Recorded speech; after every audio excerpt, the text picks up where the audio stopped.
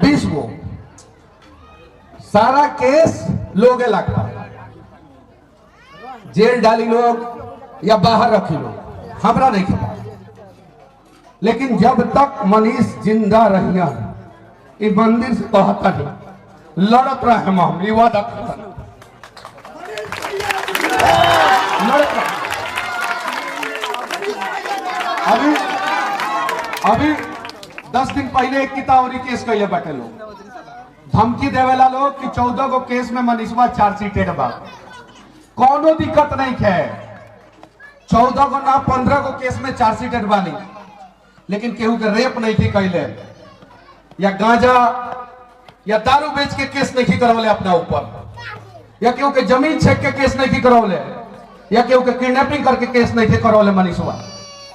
मनीषवा लड़ल 442 को गरीब लड़का लोग लाख सतवरिया कॉलेज में मनीषवा पे केस भइल, पटना में लड़ल केस भइल, बेतिया में लड़ल केस भइल, मजदूर लोग लख आवाज उठाई नहीं केस भइल, गरीब लोग के 3 डिसमिल जमीन मिलो, जितना गरीब लड़का बड़ा सा लोग के 2-2 लाख रुपया मिलो ओकरा ला केस भइल। और ऐसा जौन बाटे 20 गो केस भइल बाटे हमरा ऊपर, कोनो दिक्कत नहीं है।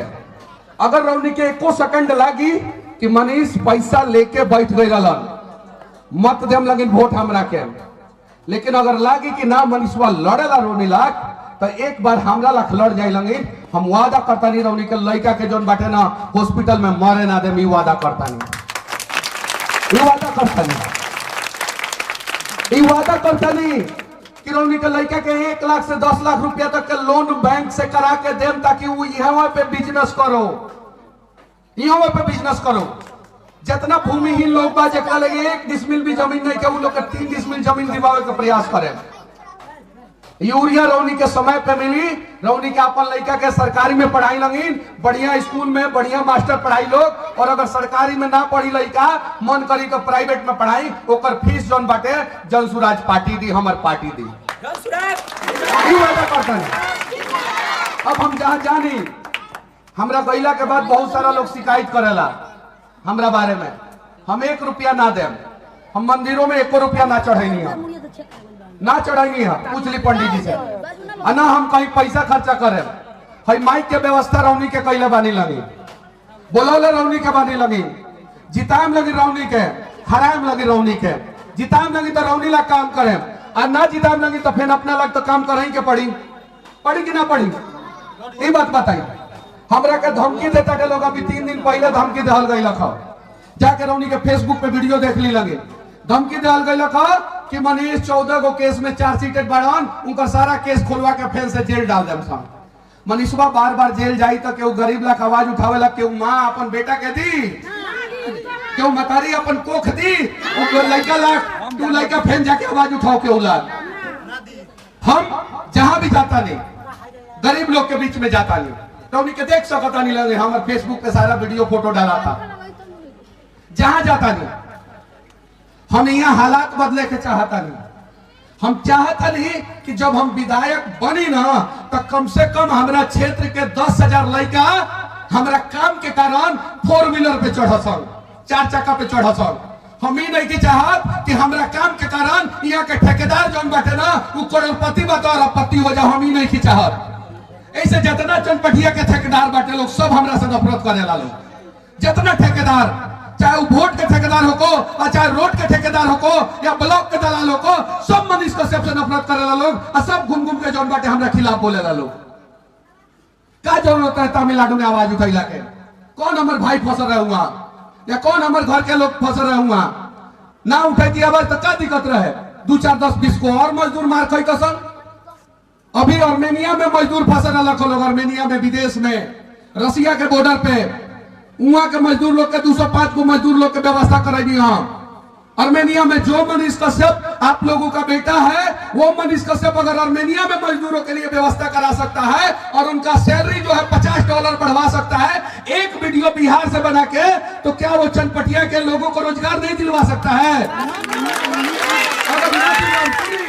अगर ना दिलवाम रोजगार तो 5 साल बाद रौनी के बदल देव लगिन हमरा के, लेकिन कहीं अगर हम चनपटिया के भविष्य बदल देनी तब है चनपटिया चीनी मिल के जब हम आवाज उठाई तो लोग कहे कि एकरा ला सांसद विधायक कई बेर आवाज उठैलक, लोग अभी चीनी मिल ना बनी, कहे कि ना लोग, कहे लोग ना।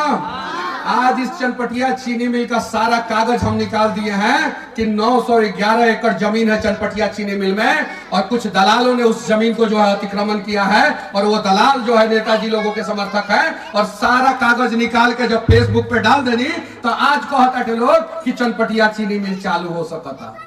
अगर वो कागज ना डालती तो चनपटिया चीनी मिल का चर्चा भी ना हुई। हम चाहता नहीं कि जब हम विधायक बनी तो कम से कम 10,000 लड़का के जौन बाटे हम गरीबी से बाहर निकाल दी, 10,000 परिवार के गरीबी से बाहर निकाल दी। ये हमार सोच बा। और लोग के सोच बा कि 10 गो दलाल के करोड़पति से अरबपति बना दी। अब रौनी के निर्णय करे के बा कि रौनी के अपन लड़का लाग जौन बाटे वोट देवे के बा कि करोड़पति का अरबपति बनावे लाग वोट देवे के बा, रौनी के निर्णय करे के बाटे। हम यूट्यूब पे बढ़िया पैसा कमात रही भैया। हमरा सलमान खान के संगे बिग बॉस में काम करे का ऑफर आई रहे। केकरा संगे केकरा पता बा कि सलमान खान के संगे बिग बॉस में काम करे का ऑफर आई रहे? पता बा? वीडियो देखला बानी लगी वहां चल जाती का जरूरत रही यहाँ चनपटिया में जौन बाटे अपन जिंदगी बर्बाद करे के, अब विधायक और सांसद से धमकी खाए के कि तोरा के फिर से जेल में डलवा दे, क्या जरूरत रहे? हम गलती नहीं किए हैं और न ही किसी के साथ विश्वासघात किए हैं। हमने एहसान किया है संजय जायसवाल पे कि आज वो सांसद है तो मनीष कश्यप के बदौलत है। और अगर एहसान का बदला उन्होंने जो है मुझे विश्वासघात के रूप में वापस लौटाया है तो भगवान है, भगवान के मंदिर में मैं हूं और आप लोग हैं। आप लोग निर्णय करेंगे कि विश्वासघात करने वाले लोगों के साथ क्या होना चाहिए। आप लोग निर्णय करेंगे। मेरे से जो नफरत करता है उसको भी कह देना चाहता हूं कि अगर मैं बनूंगा विधायक तो आपको ताकत मिलेगा। मैं बनूंगा विधायक तो चनपटिया थाना में 1 रुपया घूस नहीं लगेगा, और चनपटिया ब्लॉक में जब तक आप घूस नहीं दीजिएगा, आप अपने मन से घूस दे दीजिएगा तो हम क्या करेंगे? आप अपने मन से घूस दे दीजिएगा तो हम क्या कर सकते हैं? लेकिन अगर आप घूस नहीं देना चाहिएगा और आपका काम जेन्युइन होगा और भाई के 4 कट्ठा जमीन अपना नाम पे लिखवाएं तो हमें हम क्या करें? लेकिन राउर काम जेन्युइन हो ही तो रउआ के घूस ना लागे दमी वादा करता नहीं काम मनीष कश्यप करी। हम रउआ गांव में जो सड़क बनी और जो नाला बनी उस सही कंडीशन में बनी, और ओकरा बाद से 10,000 लड़का लोग के हम रोजगार दें। कई हजार लड़का लोग के? 10,000 लड़का लोग के टोटल चनपटिया में। अगर चनपटिया नगर परिषद के जोड़ ला जाओ तो 36 गो बाटे। 300 लड़का 350 लड़का एक पंचायत में नया लड़का रोजगार पहियन संग वादा करता नहीं कोनो भी हाल में कम से कम। मनीष जब 2020 में चुनाव हार गई रहलन, सब कुछ बर्बाद हो गए रहे तो ना समझ में आए कि मनीष का करी हन। लेकिन मनीष एगो काम कैलन, यूट्यूब पे वीडियो बनावल शुरू कैलन। आज 25,000 यूट्यूबर लोग हमरा वजह से जौन बाटे जे हमरा बारे में अच्छा बोलो या बुरा बोलो या हमरा के देख के कोनो और मुद्दा पे वीडियो बनाओ, कम से कम बिहार के 25,000 यूट्यूबर पैसा कमाताटे लोग। आज जेकर पैसा पता बा कहां से आवेला? कहां से? अमेरिका से डॉलर में पैसा आवेला। इतना हम कैले बानी, इतना हम कैले बानी, इतना हम कैले बानी। विधायक बने तो हमरा के देख के कम से कम 10-15 गो गरीब लड़का के हिम्मत हुई कि वो विधायक बन सकता। 2020 में चुनाव लड़नी मोटरसाइकिल से घूम के, ओकरा बस एगो हिती चुकुन कार खरीदनी। 2020 में चुनाव हार गई हम, और चुनाव हारला के बाद अपना दम पे मेहनत करके फॉर्चूनर अभी हमरा लेके बा 50 लाख के गाड़ी।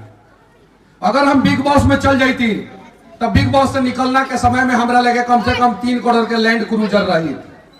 3 करोड़ के लैंड क्रूजर रही तो हम अपन वो जिंदगी ना चुननी, हम अपन चुननी कि हमरा संघर्ष करे के बाटे। और अगर रौनी के साथ दम लगी तो रौनी के भी हालात बदले, और रौनी के भी लड़का के हम 4 व्हीलर पे चढ़ावे का प्रयास करें। रौनी के लड़का के मोदी जी जनरल ट्रेन में चढ़ावत रहन। अब रौनी के डिसाइड करे के बा कि अपन लड़का के 4 चक्का पे चढ़ावे के बा कि हई जब नया जौन ट्रेन आवेला हर स्टेशन पे रुकत जाला, वो ट्रेन में आलू प्याज की बोरी की तरफ भर के जौन बाटे पंजाब कमावे भेजे के बाटे। रौनी के निर्णय करे के बाटे। आज बाहर लड़का मार खाला लेकिन अपन मतारी से फोन करके ना कहेला कि हम माई मार खइले बानी। काहे कि ओकर माई जौन बाटे ऑलरेडी दुख बीमार में रहेले, आ जैसे वो कही कि माई मार खइले बानी माई मर जाई, माई मर जाए। मार खाता रहा लड़का संग अपन महाराष्ट्र में मार खाता था, पूछो नहीं मार खाता था कि ना, क्यों विधायक काहे नहीं आवाज उठाओ, खाली मनीषवा आवाज उठावा था। पूछ लगी जाके, अगर वो लड़का वहां से फोन करके कह दिलक ना कि माई मार खइले बानी भाषा के नाम पे, तो यहाँ माई जिंदा ना रही। स्थिति समझे लगी, समझल में लगी तो ठीक बा, और ना समझल लगी तो जय श्री राम। रौनी के मर्जी। यहाँ मरद मार खाता मेहरारू के फोन करके नहीं के कहत, काहे कि मेहरारू के पेट में लड़का बा, अगर फोन करके कह दी तो मेहरारू और मेहरारू के लड़का यानी वो मर्द के लड़का भी मर जाए पेटे में। स्थिति बा ई है, सच्चाई बा। कौन बैनर लगौले बनी हम ना। 2023 में 3 करोड़ रुपया यूट्यूब से कमैले रहनी। कितना? जहां जाई वहां पैसा बांटी, यूट्यूब फेसबुक पे वीडियो बना के बांटी कि ना, देखे लगी कि ना। आज हमरा लेके कुछ नहीं थे, फिर 0 पे आ गई बानी हम। काहे कि हम एगो विश्वास कनी संजय जायसवाल पे, मनोज तिवारी पे, मोदी जी पे, और विश्वास के फायदा बिहारी के ही मिलल कि हमरा पीठ पे जोनी लोग वार कर दिलक। अरे खराब रनी तो कहा मिलेला हमरा के, आ 14 को केस ना रहे का उबरा। यहाँ के विधायक कहता रन कि मनीषवा पे 14 को केस बा, चार्जशीटेड बा, तो कहा मिला लेनी उबरा हमरा के, ना मिलावे के चाहिए, छोड़ देवे के चाहिए। वो बड़ा मनीष राउत प्रचार करत रहे तो ठीक रहे। आज मनीष गरीब लोग ला आवाज उठावता तो गलत हो गई। रक्सौल के एगो लड़की के इलाज करावे गई रहनी हम, गरीब परिवार के लड़की रहे। अगर अमीर परिवार के लड़कियां रही ना तो ना जाई सरकारी अस्पताल में, पीएमसीएच में गई इलाज करावे। हमरा संगे विश्वासघात भइल, हमरा संगे मारपीट भइल पीएमसीएच में। का जरूरत रहे गरीब लोग ला मार खइला के, का जरूरत रहे? लेकिन वह अगर रौनी के विधायक बना दिल रहती लगिन तो का वो स्थिति होई ना होई। जकरा के विधायक बनोले बनी का वो रौनी के लड़के के पीएमसीएच में इलाज कराओ था, तो नहीं कराओ तो बनाई लोगी हमरा के। हम वादा करतनी, हम वादा करतनी रौनी के सरकारी अस्पताल में बढ़िया से इलाज कराए। और अगर सरकारी अस्पताल में इलाज ना होई तो ये वादा करतनी कि देश के कोनो भी कोना में रौनी के इलाज कराए लगिन पैसा मनीष कश्यप दिहनी, वादा करतनी। लेकिन शर्त ये बा, बोले रे लाइट कटल बा, एना सुनाई दे पूरा सुनाई ना, इतना लोग कान का बोल थोड़े बा। लेकिन शर्त ये बा कि सरकारी अस्पताल में पहले जाए के पड़ी, और वहां अगर लागी कि डॉक्टर इलाज नहीं के करत तो फिर रौनी के कहम लगिन हम ई देश के कोनो भी कोना में रौनी के कहम लगिन वहां प्राइवेट अस्पताल में इलाज कराए, रौनी के 1 रुपया ना लगे। अब बीजेपी के बारे में थोड़ा डीपली बता दी, पार्टी काहे चेंज कइनी है, फिर पार्टी में काहे ज्वाइन कइनी, यही चीज बाटे। अरे हमार सवाल बताएं, अरे क्या बताएं, थोड़ा बुरी पुरानिया लोग है, थोड़ा अच्छे से बताइए कि बीजेपी में जाने से पहले क्या था और छोड़ने के बाद क्या हुआ, ये बताइए ना लोगों को। हम सारा बात बताइनी है। कहाँ बताइए रहुआ? रुका ना मर दिया, सुना ना, हम बताइनी है ना बीजेपी में कहा कोई नहीं, अब बताइनी है ना पीएमसीएच प्रकरण के बाद बीजेपी छोड़ दी। अबे अरे रहुआ संग लड़का घूमलो सुनते ना, तो फिर रहुआ टिकट मिले रहे निर्दलीय, तो फिर काहे उतना लोग के साथ विश्वास तोड़ देनी? निर्दलीय टिकट ना मिलेला, उतरे मिले रहे निर्दलीय। हमार बात सुनिए, हमार बात ना, अरे हमार सवाल सुनिए, सुना ना बात रहुआ, सुना सवाल सुने, सारा सवाल के जवाब हम दे देले बानी। हमारे सवाल के जवाब दे। सुना ना, हम इहो कहनी है कि अगर हम 2024 में गलती कइनी और गलती माफ करे वाला नहीं है तो मत माफ करे। अरे तो हमार सवाल सुने, हाँ रहुआ 2020 में जब चुनाव लड़नी तो कितना लोग के विश्वास तोड़े बानी, पर कुछ कहीं ना समाज से कुछ कहीं। 2020 में मतलब जब एमपी के चुनाव लड़नी रुआ, एमपी के सांसद के चुनाव लड़नी तो रुआ साथ कितना लोग समर्थन में, कितना पीछे लोग रहे, और वो एकदम एक के बेर बदल गई, सब लोग के विश्वास टूट गई कि सब के कहते रहे मनीष कश्यप एकदम जीती 100% सबकी कोई चांस रहे, और वो सबके विश्वास के चुटकी में मसल के रख देनी। ठीक बाटे, तो इस सवाल के जवाब दी। हाँ दी ना। तोहरा ऊपर अगर 20 की केस रही, एक सुनो, अब या तो तू सवाल 5 को पूछ लो, ओकर जवाब देम, पहले जवाब देम तो सुन लियो। तोहरा ऊपर अगर 20 की केस रही आ तू 9 महीना जेल कटले रहता, आ तोहर माँ कहती कि बार बार कि बबुआ अब की दाव रुक जा, अब की दाव रुक जा, तू का करता? अब हमरो सवाल सुने, तू का करता? हम एक बार गलती कइनी, हम एक बेर 2024 में का बीच में बोलता सवाल पूछे देबो हम एगो और हमार बात सुनी। तमिलनाडु के सरकार के जाके उल्टा सीधा बोले के हिम्मत बार हुआ में जब हुआ क्यों मान ली धमकी देला से कुछ देला सु काहे ना समाज के सामने रखनी मतलब रुआ कहता नहीं माई रोक देली मम्मी रोक देली पापा रोक देलन फिर कोनो रीजन है रोकला के तो हम बताई नहीं ना कौन ना बताई नहीं किस है वही के डरे हाँ वही के डर है। आज हम नेता के बारे में उल्टा सीधा बोलते नहीं नेता के डर ना रे किस के डर हो गई पॉलिटिक्स के डर ना केस के डर ना भइल हमर माँ कहली कि अब की दा बबुआ रुक जा तू 9 महीना अब ये जेल काट के अरे एगो बात जानता नहीं अब ये जेल काट के आइल बाड़ ठीक बाटे ना अब ये जेल काट के एक बार चांस दिया ही हम सब के सामने खोल के कहते नहीं जौन उमा कान सिंह विधायक बाड़न एक नंबर चोर बाड़न अगर आज यन तो सवाल पूछे की हिम्मत हम रखता नहीं ठीक बा चांस लोगों को दिया 5 साल लोगों को देखा जाये लेकिन जौन रुआ समाज के साथ कहीं एक अगला बेरी वो तो बहुत बड़ा गलती रही मानता नहीं कि ना रुआ हम तो उहे तो कहत कराना वीडियो तू करा एक मिनट सुना एगो बात जानता नहीं हम जानता नहीं कि हम कुछ गलती नहीं की कैले लेकिन अगर रउआ लागता कि हम गलती कैले बानी हम वो गलती के माफी मांगता नहीं चूँकि अगर हमरा के MLC बना दी तो ई सवाल पूछे के पूछ पैतन ना पूछ पैतन हमरा संगे विश्वासघात भइल उहे बातवा बताओ तनी हम तो पूछे का नहीं भाई हमरा अंदर कोनो डर भय ना रहे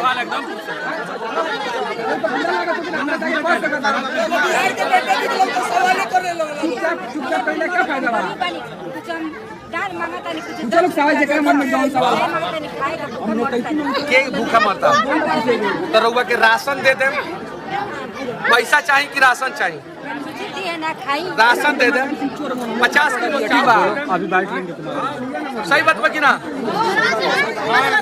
चाउर दे देम रउआ के ये न बिहार में हालात बदले के बा कि पैसा पे वोट नहीं के देवे के अरे फर्स्ट चुनाव में कोई नहीं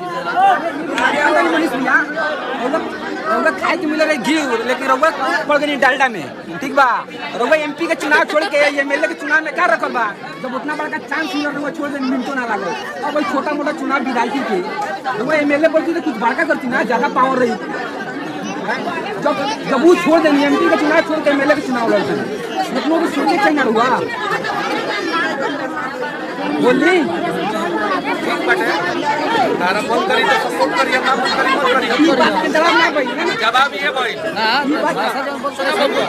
सुना सुना 1 मिनट क्योंकि प्रधानमंत्री बनने का मौका मिला तो प्रधानमंत्री बनी ना बनी सुना पर मछू दीदी जवाब ये भइल कि तारा लागत हम गलती कइनी हमरा के सपोर्ट सब कोई के नहीं के लागत एकदम लागत सुना ना गांव में 50 आदमी वोट करके का गलती लागत सुना ना तारा लागत हम गलती कइनी हमरा नहीं के लागत एगो हमरा प्रश्न में तुम बहुत लोग के लागत ई बात ए हमरा जवाब तो देबे दो कहनी के लागत अगर तारा जे कोई ओकरा के जवाब देबे तारा लागत तो मत सपोर्ट करियो आ तारा लागत कि अगर हम सही कइनी तो सपोर्ट करियो बस ये कहता नहीं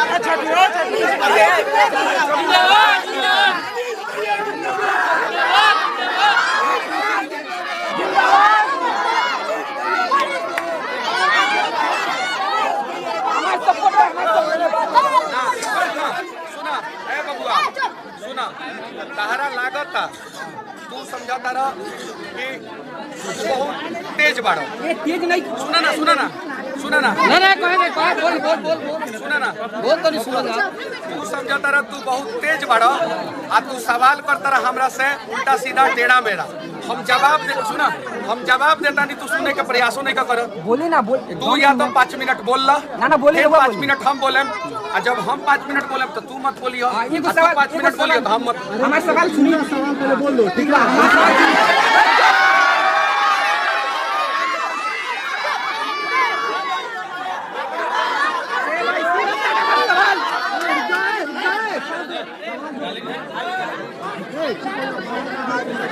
सवाल पूछे तो यार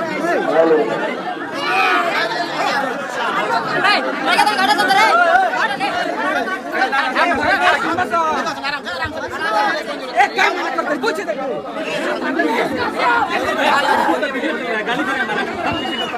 बब्बू रे होश में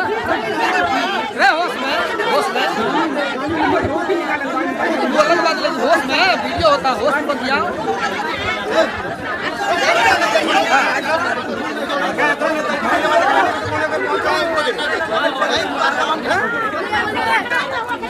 अच्छा एगो बात कहता नहीं, 2005 में संजय जायसवाल जी रेणु देवी के खिलाफ विधायक के चुनाव आरजेडी से लड़ रहे, पता भाई बात। अब देखो हम यहाँ आए बनी विकास के मुद्दा पे चर्चा करें कि कैसे का कल जाए, कैसे का कल जाए। और ई बबुआ हमरा के डाइवर्ट करे के प्रयास करता रहा कि हम जौन बाटे कुछ ऐसा बोल दी कि कौन चीज वायरल हो जाए।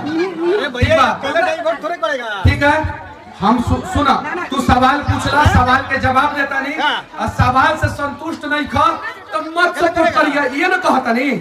कौन सी कहता नहीं, मान ली कि आप सवाल पूछिएगा, हम जवाब देंगे। अगर आप मेरे सवाल से संतुष्ट नहीं रहिएगा तो सपोर्ट मत कीजिएगा, यही ना कर सकते हैं। हम तो मारा पीटी करे आई नहीं की, हम तो विवाद करे आई नहीं की, हम तो तुम तड़ा का करे आई नहीं की।